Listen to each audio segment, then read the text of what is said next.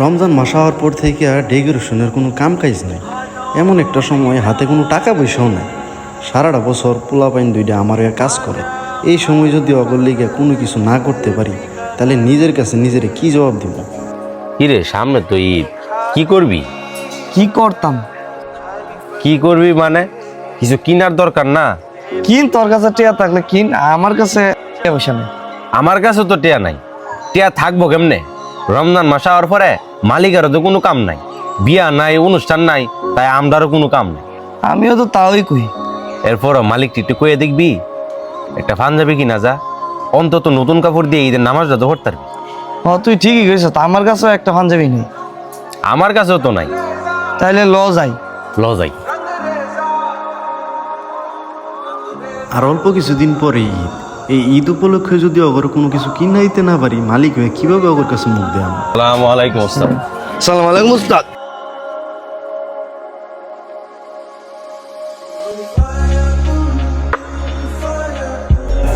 কিরে কিছু কইবি নাকি? না কিছু না উস্তাদ। আজান দিতেছে, চল নামাজটা কইরা আই। রমজান মাস হওয়ার পরে কাম কাজ নাই, একদিক দিয়ে ভালোই সময় মতো নামাজটা পড়তে পারি, আল্লাহরে ডাকতে পারি, এটা একটা আল্লাহর একটা রহমত। কি করছ তোরা? ঠিক উস্তাদ। চল যাই। উস্তাদ চলেন। দোকানটা বন্ধ কর। তোরা যে আমার কাছে কি কইতে চাইছ, তোরা মুখ ফুইটা না কইলে কি হইবে? আমি তো তোর মনের ভাষা ঠিকই বুঝছি। কিরে না করলি কে রে? মালিক এসে আর এদিক তাকায় দেখলি না, লোকটা কত চিন্তায় হয়ে রয়েছে। ঠিক হইছ, না কর এই ভালো হইছে, গরিবের আবার ঈদ। ভাই কি অবস্থা মেদি সাহেব, ভালো আছেন? তো ভাই ভালো নাই অবস্থা। আপনার কাছে 2,000 টাকা হইব? আমার আসলে দোকানে 2টা কর্মচারী আছে, রোজা আইসে পরে কাম কাজ নাই, সামনে ঈদ আইতাছে, এই 2টা ফুলারে যে কিছু কিনা দিমু এই অবস্থাটাও নাই। 2,000 টাকা হইলে উপকার হইতো। ভাই সামনে ঈদ, আমি ছেড়া বেড়ে অবস্থা ভাই, দুধ দিতে পারলাম না, সরি। যাই তাহলে। এ আর নতুন কি, জীবনে অনেক খারাপ সময় পার করছি, আল্লাহ ছাড়া পাশে কাউরেই পাই না। উস্তাদ আপনারা কেডা কইছে আমরা কিছু লাগবো? হ্যাঁ উস্তাদ, আমরা কি আপনার কাছে কিছু চাইছি? তোর কাছে আমার কাছে সব কথা কইতেইব? এতদিন ধরে আমার কাছে আসো, আমি কি তোর মনের কথা বোঝার ক্ষমতা হইছে না রে? উস্তাদ আপনি যাই বুঝেন, এই কাজটা আপনার করা ঠিক হইছে না। আমরা কি আপনারে চিনি না? সারা বছর 2 টাকা কামাই করলে 1 টাকা আমরারে দিচ্ছেন। হ্যাঁ উস্তাদ, আপনার এই খারাপ সময় কেমনে বললেন আপনার কাছে আমরা কিছু আবদার করুন বসা আমু?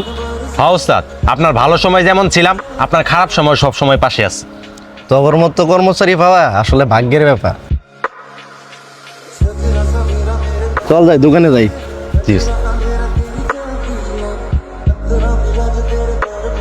আসসালামু আলাইকুম ভাই। ওয়ালাইকুম আসসালাম ভাই। আপনার দোকান থেকে এক হয়ে যাইছি, খবর পাইলাম আপনি মসজিদে আছেন, এলাকায় মসজিদে আইছি।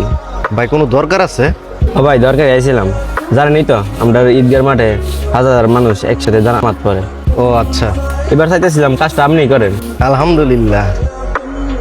এই জায়গাতে 5,000 টাকা আছে, মানে এই টাকাটা রাখেন, বাকি টাকাটা কাজের শেষে দিয়ে যাবো না।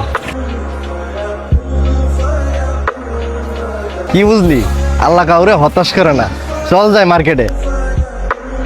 আর এতক্ষণ যে চিত্রটা দেখলেন, এই চিত্রটা কাল্পনিক হলো। এই চিত্রটা এই দুইজনকে নিয়ে নির্মিত। আর প্রকৃতপক্ষে এই দুইজন মূলত এই ডেকোরেশনের দোকানের কর্মচারী। আর এইটুকু বয়সে কেউ জীবন যুদ্ধে লড়াই করার জন্য শখের বয়সে আসে না। পরিবারের দায়িত্ব নিয়ে তারা জীবিকার তাগিদে লড়াই করতে থাকে। আর ঈদ সবার জন্য আনন্দের হলেও তাদের কাছে বেদনা। আর তাদের এই বেদনাটাকে আনন্দে রূপান্তরিত করার জন্য আলহামদুলিল্লাহ আমাদের ইস্ট কাশ্মীরের পক্ষ থেকে এই ক্ষুদ্র প্রচেষ্টা।